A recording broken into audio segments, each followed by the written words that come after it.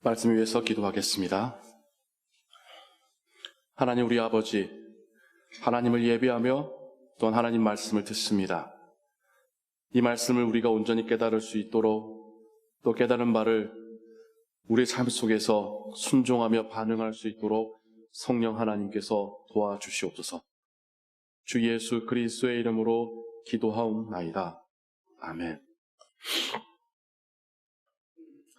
우리가 성경의 앞부분에서부터 정말 하나님이 성경을 통해서 우리에게 말씀하시려는 바가 무엇인지 정말 중요한 메시지들을 중심으로 그 이야기들을 들어가고 있고, 또 단지 듣는 것에 그치는 것이 아니라 이것을 우리가 다른 이들에게 어떻게 말해줄 수 있을까, 단순하면서도 분명한 그 메시지의 의미를 함께 또 묵상해 가고 있습니다. 지난 시간에 아브라함 이야기를 들었었지요. 하나님께서 밑도 끝도 없이 짐 싸서 내가 나중에 너한테 알려줄 그 땅으로 가라. 어디로 가라도 알려주지도 않고 서로가 서로에게 보호해주고 도와주는 그 씨족 공동체, 그 고향, 친척집을 다 떠나서 막무가내로 이주하여 이민 생활 시작하라고 하는 하나님의 명령으로 아브라함의 이야기가 시작이 됩니다. 가나안 땅에 도착하자 하나님께서 그에게 나타나셔서 그래, 여기가 바로 내가 너를 보내려 했던 그 땅이야 라는 것을 확인시켜 주시면서 주시는 명령이 여기서 살아라.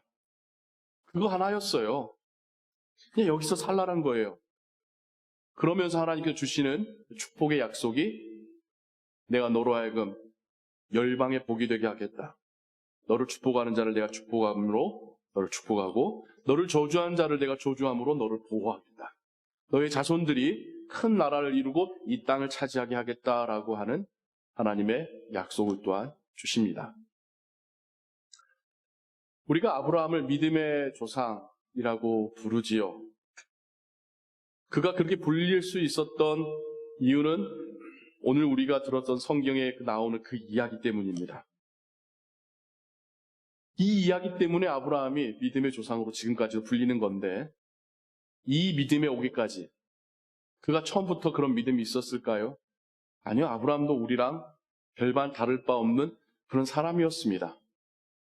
인생의 여정들 가운데 어려움을 겪고 그 어려움 가운데 하나님께 도와주신 걸 경험하면서 하나님을 조금씩 더 신뢰하게 됩니다. 그의 아내를 2번이나 뺏길 뻔하고요. 아들처럼 생각했던 조카 롯을 2번이나 잃을 뻔하다가 하나님의 은혜로 살려냅니다.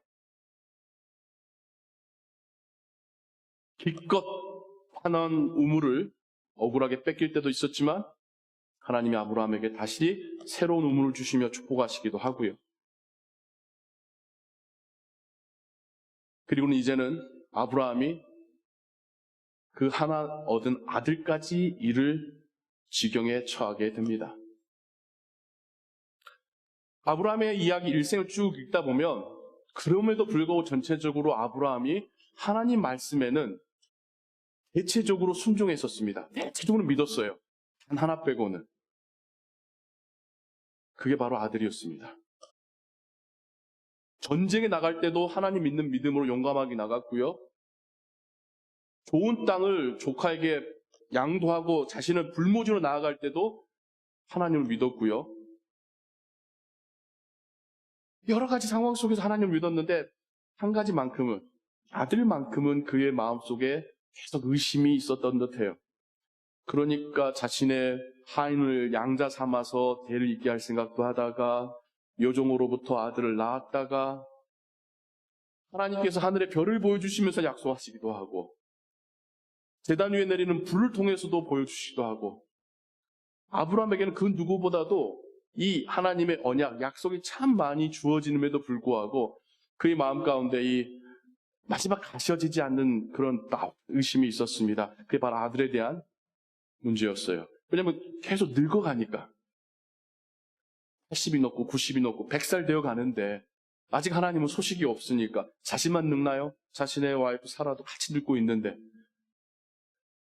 마침내 하나님이 직접 천사와 함께 방문하셔서 내 1년 뒤에 너희들에게 아들이 있을 거야 라고 말씀하실 때에도 웃습니다. 그래서 하나님도 짓궂으시죠. 너 웃었어? 네 아들 이름은 이삭이야. 그 뜻이 네가 웃었느니라. 웃다가 그냥 하하하 웃는다는 말이 아니라 약간 비웃었다는 뜻의 의미예요. 그러니까 아브라함과 하와는 아들 낳고 평생 그 애의 이름을 부를 때마다 자신들이 하나님의 약속을 의심해서 코웃음 쳤던 것을 떠올려 했었을 것입니다. 그냥 그렇게 해서 낳은 아들인데 얼마나 사랑스럽겠어요. 그리고 그의 인생에, 그의 이야기의 이제 마지막 단계까지 옵니다. 이 이야기로 아브라함 이야기가 끝이 나요.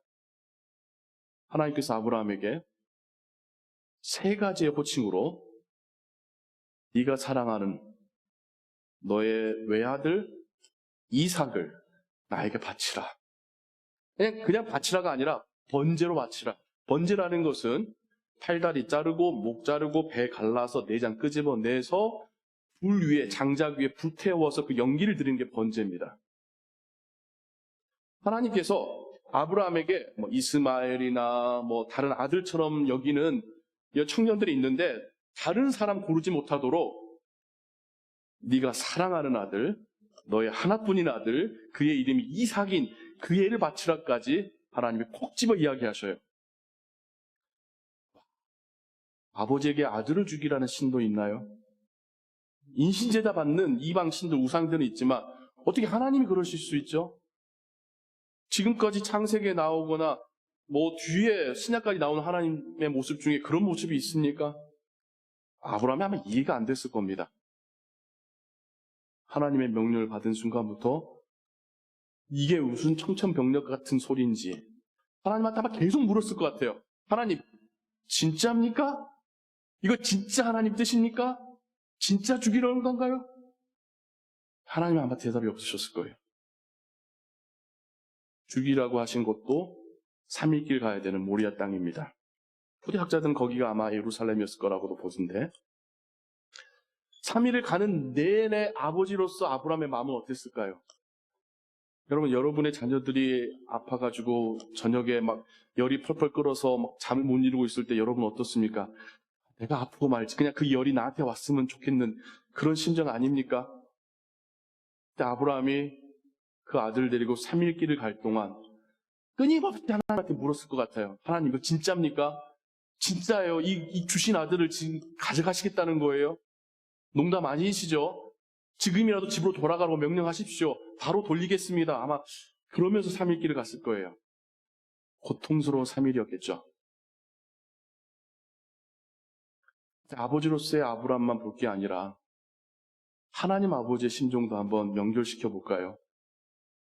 하나님께서 아담과 하와에게 여자의 후손으로 내가 메시아를 보내겠다. 그가 사탄으로 인해 시작된 죄와 사망의 사슬을 뱀의 머리를 부수듯이 끝낼 것이다. 약속을 하셨습니다. 그리고 실제로 하나님의 아들이 인간의 몸으로 우리에게 오시기까지 그냥 성경에 사람들 나이와 시대 계산하면 얼추 4,000년이래요. 우리는 그 기간을 그동안 아마 생각해 본 적이 없을 겁니다. 하나님 약속해놓고 왜 이렇게 늦게 약속을 지키시지? 그러면 예수님 말씀대로 다시 오신다는 약속도 한참 걸리겠네? 라는 생각을 하실 거예요. 근데 아버지로서 하나님 한번 생각해 보자고요. 하나님이 메시아를 보내신다는 말은 그 메시아의 희생적인 죽음이 그 안에 내포된 이야기인데 3일길을 가면서도 아브라함 아버지도 그렇게 고통스러웠을 때에 하나님은 4,000년간 얼마나 고통스러우셨을까? 그 아들을 보내시기까지 얼마나 그 시간이 하나님께는 고통스러웠을까 한번 생각해 봐야 됩니다. 우리가 우리 자녀들에게 어떤 희생과 어려움을 겪게 하는 것에 대해서 너무 힘들어하면서 하나님께 항변하면서 하나님이 그분의 아들을 우리에게 주시는 것에 대해서는 당연하게 여겨요. 하나님이시니까 하나님은 우리보다 더 고차원적인 존재시죠. 그러면 기쁨도 고통도 슬픔도 우리보다 더 고차원적으로 더 실감나고 선명하게 느끼실 분입니다. 3일 걸어가는 아브라함의 마음이나 그 아들을 우리에게 보내시기까지 4,000년을 기다리시며 버티셨던 하나님의 마음이 결국 우리에게 주시는 메시지인데, 그 산 밑자락에서 정상을 바라보며 아브라함이 어떻게 하죠? 아들의 어깨에 아들을 불태울 나무 장작을 짊어지게 하고 둘만 올라갑니다. 그러면서 또 아들이 천진난만하게 묻죠. 불과 칼과 장작은 있는데 제물로 바칠 어린 양은 어디 있습니까? 아브라함이 대답을 못해요. 뭐 믿음으로 하나님께서 예배하실 것이다. 그게 믿음의 고백일 수도 있겠지만 저는 좀 다르게 해석합니다. 둘러대는 것 같아요. 차마 하나님이 너 죽이래 라는 말은 못하고 예배하실 거야. 그 아들이, 그 사랑하는 아들이 자신을 불태울 장작을 그 어깨에 짊어지게 하고 올라갈 때 그 아버지의 마음은 어땠을까요? 더 고통스러웠겠죠. 예수님께서 나무 십자가를 지시고 골고다 언덕을 올라가실 때 그걸 바라보시는 하나님의 마음은 더 느껴지셨을 겁니다. 약속하셨기 때문에 이 길 아니고는 우리를 구원할 길이 없기에 묵묵히 아들 예수 그리스도가 밤새 모진 고난으로 채찍에 맞아 사람들에게 침을 뱉음 당하고 모욕당하고 지쳐있는 상태로 나무 십자가를 지고 올라가는 그 모습을 묵묵히 바라보셨습니다. 그리고 그 정상에서 아브라함이 제단을 만들고 나무 장작을 벌려놓고 아들 이삭을 묶어서 그 위에 올리는데, 아브라함은 그때까지도 하나님, 이제 마지막 순간입니다. 지금이라도 멈추라고 말씀하시면 제가 감사하게 돌아가겠습니다라는 심정이었을 것 같아요. 그래도 그 순간까지도 하나님이 대답이 없으시죠. 그 칼을 빼어들면서 하나님께서 지금이라도 멈추라 하시면 멈추겠습니다만 그런 말씀 없으시다면 순종하겠습니다라는 마음으로 칼을 쳐듭니다. 그제서야 비로소 하나님께서 아브라함아 아브라함아 그 아이의 몸에 손을 대지 마라. 네가 나를 얼마나 사랑하는지를 내가 보았느니라. 내가 어린 양을 준비했으니 그 아이 대신에 번제로 바치라. 십자가에 올려진 예수님을 향하여 아브라함이 칼을 그 아들 이삭을 향하여 겨누었듯이 병사들의 창과 칼과 채찍이 하나님의 아들을 향하고 있었습니다. 그런데 하나님이 인간 아버지 아브라함에게까지는 아들 죽일 일은 시키지 못하신 거예요. 그러면서 하나님께서는 그 일을 이루셨습니다. 인간에게까지만큼은 아들 죽일 정도까지의 험한 일 하나님이 안 시키셨지만 본인은 우리를 살리시려고 그 아들을 죽이기까지 침묵하시고 참아내셨습니다. 아들 예수 그리스도가 십자가에 죽으실 때에 하나님의 마음을 대변하듯이 하늘이 빛을 잃고 땅에 지진이 나고 바위가 터지는 성소의 휘장이 찢어지는 사건들이, 현상들이 납니다. 하나님의 찢어지는 마음을 자연 현상들이 표현하고 있는 것이겠죠. 그렇습니다. 아브라함의 이야기는 하나님께서 우리를 구원하시기 위해서 그 아들을 죽이셔야만 한다라고 하는 복음의 중요한 퍼즐 피스를 우리에게 말해주고 있습니다. 아담과 하와를 통해서는 우리가 스스로를 구원할 수 없다라는 것을, 그래서 메시아가 오셔야 된다는 것을 말씀하신 하나님께서는 노아를 통해서는 의로움이 우리가 구원받을 수 있는 조건임을, 메시아의 의로움을 우리가 덧입을 때야 비로소 우리가 구원받을 수 있음을 말씀하셨다면, 이제는 아브라함 사건을 통하여서 그 메시아, 우리에게 의로움이 되실 그 메시아의 피는 하나님의 아들의 피라는 사실을, 그 복음의 그 퍼즐 피스를 우리에게 말씀해 주고 계십니다. 이 세 가지의 이야기가 중첩되면서 하나님이 우리를 어떻게 구원하실지에 대한 복음의 이야기가, 구원의 이야기가 이루어져 가고 우리에게 전달되고 있는 것입니다. 하나님의 마음을 우리가 온전히 깨닫기를 소원합니다. 하나님이니까, 신이니까 할 수 있다는 것이 아니라 하나님이시기에 더 고통스러우셨을 하나님. 그럼에도 불구하고 우리를 구원하시고자 그 아들의 생명을 주신 하나님. 하나님이 우리의 구원을 취소하지도 포기하지도 못하실 이유는 우리가 예뻐서가 아니라 우리를 위해서 죽으신 그분의 아들의 생명 때문에라도 우리를 포기하실 수 없는 그분의 죽음이 가치 있게 되기 위해서라도 우리가 그분으로 인해서 구원받아야 한다라고 하는 사실을 기억해야 합니다. 우리가 이뻐서가 아니라, 우리가 하나님께 뭘 잘해서가 아니라 하나님 그분의 아들 때문에라도 우리를 용서하시고 구원하시고 하늘나라로 인도해 가십니다. 그러면서 부모로서 우리의 마음도 이 말씀에 비추어서 돌아보길 원합니다. 아브라함이 그 아들을 데리고 그 번제와 예배의 장소로 갈 때까지의 심정이 어땠을까요? 근데 재미있는 사실은 그 이삭이 그 어디에도 반대하거나 주저하거나 저항한 흔적이 보이지는 않아요.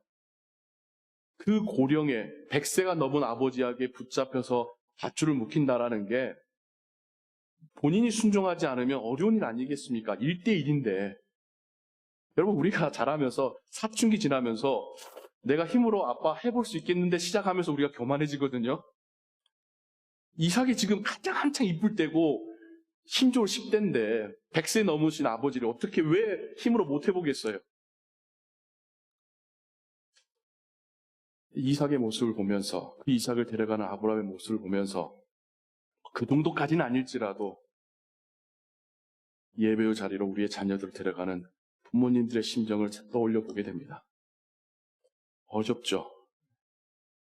같이 다니고 어릴 때, 철없을 때 그냥 차에 타 하면 탈 수밖에 없고 문 열고 들어가 하면 교회 들어가는 그 나이 지나서 본인 머리 컸다고 막 말 대답하고 끝까지 변명을, 이유를 만들어내는 나이가 되면서부터 부모님들 자녀들 데리고 교회 가기 힘들죠. 더 어려운 것은 이제는 부모님 곁을 떠나서 자기 혼자 살 때 그 아이가 하나님께로 나아간다는 것은 얼마나 어렵습니까? 그때 부모님의 이 타는 속은 이 아브라함의 마음하고 좀 이렇게 비교할 수 있을까요? 아브라함처럼 우리 자녀를 죽이는 것도 아님에도 불구하고 예배의 자리로 그가 스스로 자원해서 나가게 하는 것도 이렇게 어려운데, 하나님께서 우리에게 주신 복음을 통해서 정말 우리 부모님들이 자녀를 위해서 바라며 기도해야 될 것은 거창한 거 우선 다 접어두고 그 시작으로 우리의 자녀들이 스스로 하나님을 예배하는 자리로 나아가는 그 모습을 상상하시며 하나님께 그것을 구하시기 바랍니다. 그 어떤 것보다도 예배를 소중하게 여길 수 있는 우리의 자녀 되기를, 엄마 아빠 무서워서 가는 게 아니라 스스로가 하나님이 좋아서 하나님 만나러 예배의 자리로 나아가는 우리의 자녀 되기를, 내가 더 이상 돌봐줄 수 없고 잔소리할 수도 없는 상황 가운데서도 본인이 하나님께 끌려 예배주로 나아가는 자가 되기를, 예배를 사모하는 자가 되기를 아브라함의 그 심정을 가지고 기도하시기 바랍니다. 그럴 때에 진정 하나님이 우리의 자녀들을 사랑하시고 축복하시며 그들의 삶을 통하여 일하실 줄을 믿습니다. 그 무엇보다도, 인생의 심지어 성공보다도 하나님을 예배하는 것을 우선시할 수 있는 우리의 자녀들 되기를, 그걸 위해서 기도하시는 우리의 부모님 되시기를 주님의 이름으로 축원합니다. 기도하겠습니다.